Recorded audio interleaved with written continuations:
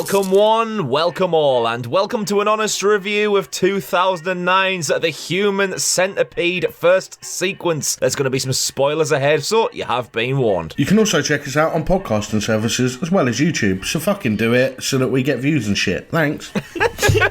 Today on Unleash the Ghouls, we watched this film about an absolute mad German scientist obsessed with separating conjoined twins, triplets, or whatever he can get his hands on, but he decides to have a go at... This is a really long title for a film. he goes on to decide to connect animals together instead, starting with some dogs and then going on to joining 3 humans together, as the title says, the Human Centipede. Can you imagine he paid to go and see this in the cinema? Can you imagine how annoyed everyone in that cinema would be when they realised that I was furiously masturbating next to them? Fuck's sake. Well, you wouldn't be fuming if you went to the Toronto Underground Cinema, where at the time they had a centipede deal. If you buy 2 tickets to see the film, you got the third one free. What? Genius marketing. With a budget of nobody knows and a box office of $252,000, $207. No, that's not right. What? Wow, that was good fucking numbers, mate. Well done. $200. When we finally put adverts on these episodes and start making some pennies, Connor is not in charge of our budget. No. How much have we made from this episode, Connor? £3 and £3 and £3 and threes. All right. I'm not even going to attempt reading this number again. Just put it on the screen. There was someone in the cast listed for this film as Dirty Man in Car. Can you imagine that was your acting career? You like go for your next part and they're like, okay, so tell me about your resume. Well, I haven't acted in many films. I was in the blockbuster hit The Human Centipede. No way, you were in that. What part did you play? I was the Dirty Man in Car. Not a patch on La Greasy Delight. There's a throwback. I've got some alternate names that this film could have been called. Go for it. Well, I've got 2, but I think one of them we might have to cut out because it's too horrendous to say out loud. Okay, say it out loud and Connor will be the judge. Just to pre-warn people, I have to cut a lot out of these episodes. if this is something which Stu is adamant we need to cut out, this is not going to be good. You might have to just bleep it so people never know what it is, but you've left it in. Okay, what do the okay one first. So I thought the first one could be called 2 Girls, 1 Crap. Okay. Fair, yeah, I'll so take that's actually it. a decent title. Mm-hmm. But then I realised what the cast looked like, so I thought actually let's revise that and call it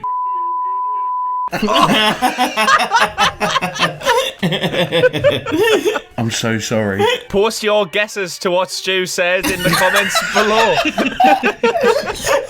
The one and only time I've ever had to censor an episode. Fucking 40-odd episodes into this show. Christ. We've done pretty good, to be fair. I tell you who didn't do pretty good, to be fair. The actresses in this movie. Oh my god. Dictionary definition of gumblowns. You should reenact the first sequence of this first sequence as them. Okay, so basically, right? Oh my god, Stephanie. We've been around Europe and we've got you a present from Holland. They go in the car and they get a flat tyre in the middle of the fucking woods. What is clearly a car drives up behind them with the headlights on, to which one of the girls asks, "Are they headlights? What the fuck do you think they are?" Oh, God, then we get the big greasy rapist pulls up. This must be Dirty Man in Car. If there's anyone who's going to fit the description, it's this greasy pedo wagging his tongue at them through the window. Dumb American women get caught in a storm. They end up going to, like, someone's house. But even, like, they see this house. It's clearly a property, and they go, "Is it a house?" Probably. What else is it going to be? A fucking little chef. You know what I mean? It's a house. Little fucking chef. So So during like this rainstorm, they get brought into this house. Who belongs to Kofi? His name, please. I can't remember. Fucking Dr. Heiterleiser. No, that was close. I was close. Dr. Joseph Heiter. Absolute Dr. Wonderful, crazy German fucking absolute weirdo. What the hell? I don't know why they go inside. They like go to the door, don't they? And they're like, help, help. And he's like, ha ha ha, hello there. Yeah. Fucking run. He talks like fucking Dracula. He's like, you want to have drink? Get the drink. The Doctor looks exactly like how I envision every German man who enjoys scat porn. He's got a face that says, shit on my chest while I watch a kitten being tortured.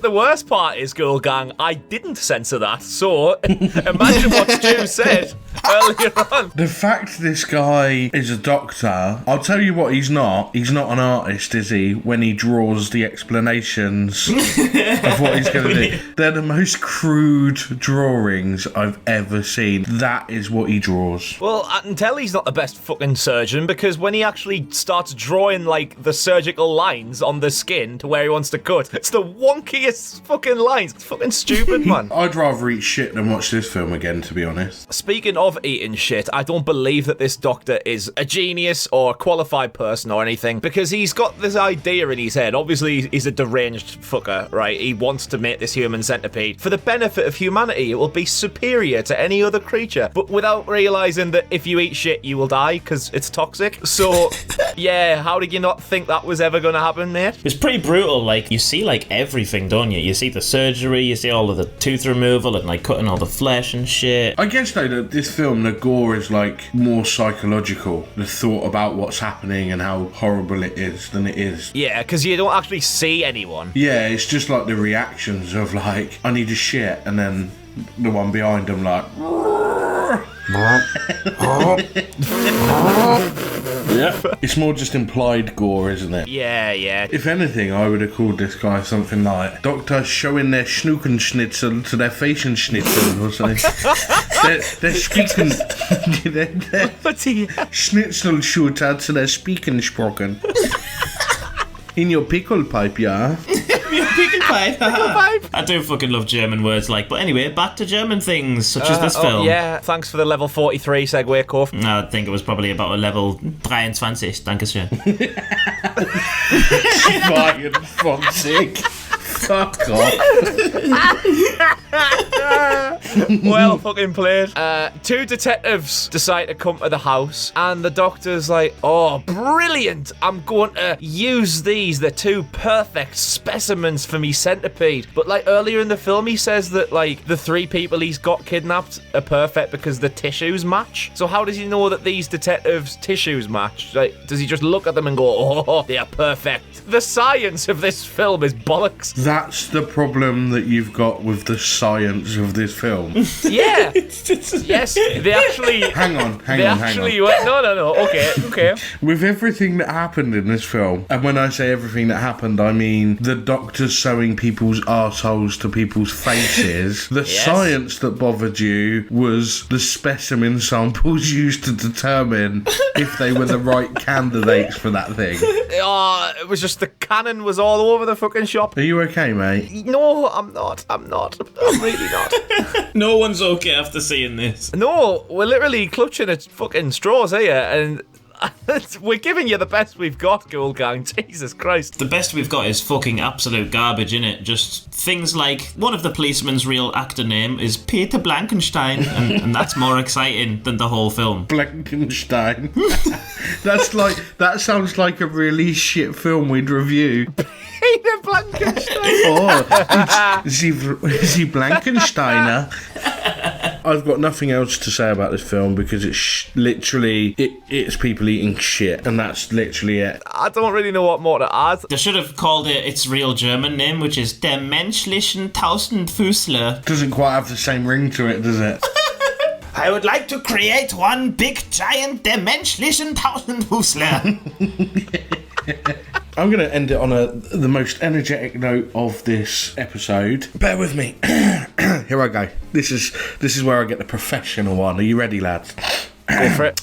Well, that's our episode of The Human Schnitzel. And if you have been listening to this on podcasting services such as Das Spotify or the Apple Music, you can hit the subscribe button and the Das Liken button to follow us. Or alternatively, if you're watching on the YouTubes, you can easily hit the subscribe button. But don't do that before you've left a comment telling us if you enjoyed this film or not. And also hit the like button, because it does us a great favour, and we're quite lonely people, and it reaffirms that there's someone out there that cares. Thanks very much for listening. We'll be back next week, and in the meantime, you keep being kooky, Ghoul Gang. Kooky? What's German for au revoir? No, that's French. What's German goodbye, Kofi? What's German for au revoir? Au revoir.